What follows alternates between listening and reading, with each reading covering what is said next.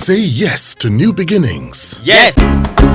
Say yes to new beginnings. Yes. Say yes to... So, Kabesi, how were you able to convince your wife, living in Nigeria, living in Ghana, then all of a sudden you needed to relocate to the village? How easy was it for you to convince her? Well, incidentally, when my father was about to die, I wasn't in the country. And it was this my wife that was with my dad. And my dad too, he said, look, I would be going soon. And your husband is the one who will be nominated for kingship. Nothing must prevent him from ascending the throne. I wasn't part of that conversation. She told me herself that my dad said, this is the way it has to be, and this is the plan. And you see, there's a choice. When you have a vision, when you are assigned to do something by God, nothing must prevent it. Nothing must come in your way. And you can't see an assignment from God and say you let human feelings disturb it. You know me very well. This wasn't in my plan at all. This wasn't in my agenda. But again, this is my destiny. I keep telling people, it's not like I like it or I don't like it. It's my destiny. I am where God wants me to be, and I have to carry on the assignment.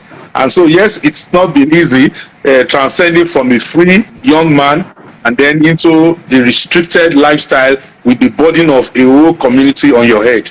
So what are some of the things that you used to do that you can no longer do? Well, as you know, you and I used to meet in a certain place, when we go for entertainment, but I can't do that any longer, as you know.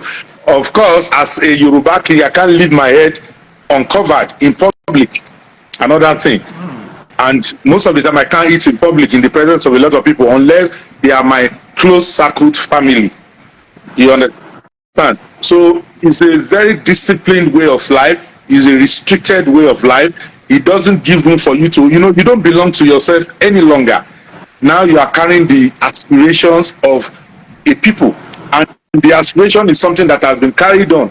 My community, Elerimo, was founded on or about 1100 AD by the 3rd and 5th Oni of Ife Oba Alayemore. So you can see for how long that has been maintained. One person cannot come and then begin to alter everything. Of course, there are things that would have changed in terms of, in those days, my great-grandfather, when he was king, was not walking on his foot because he was king.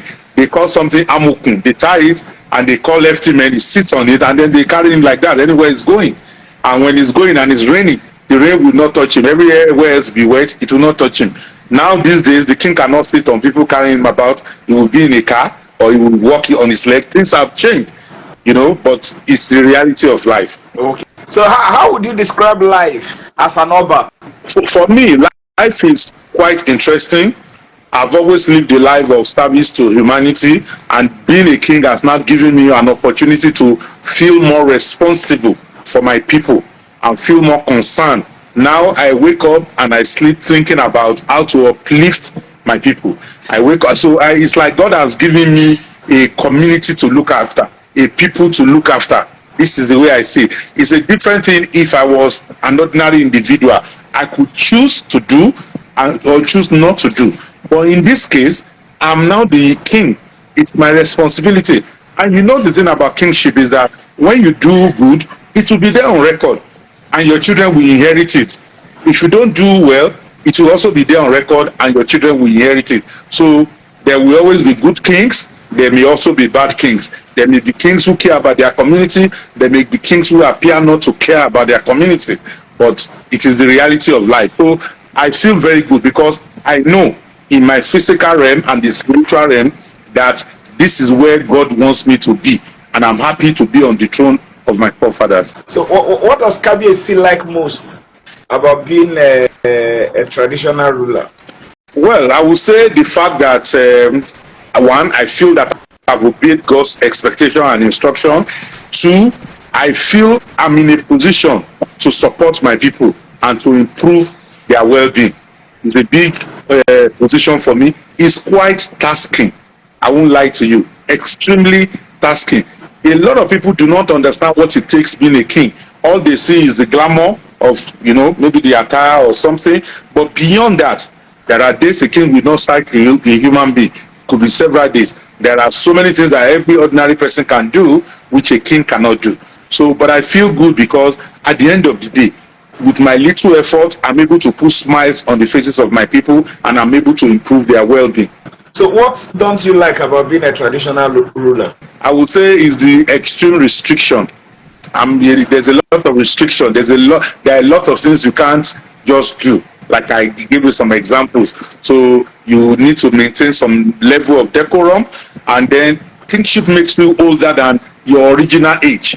When you sit down on the throne, and people who are older, like for instance, in Elerinmo, one of my father's primary school teacher was my chief, and he has to get up every morning, as tall as I am, and prostrate for me. He died recently at 105. Imagine that. I have to say, this is somebody that my father used to prostrate for, now prostrating for me. It's a big position. This is what brings you and joins you to reality that this is not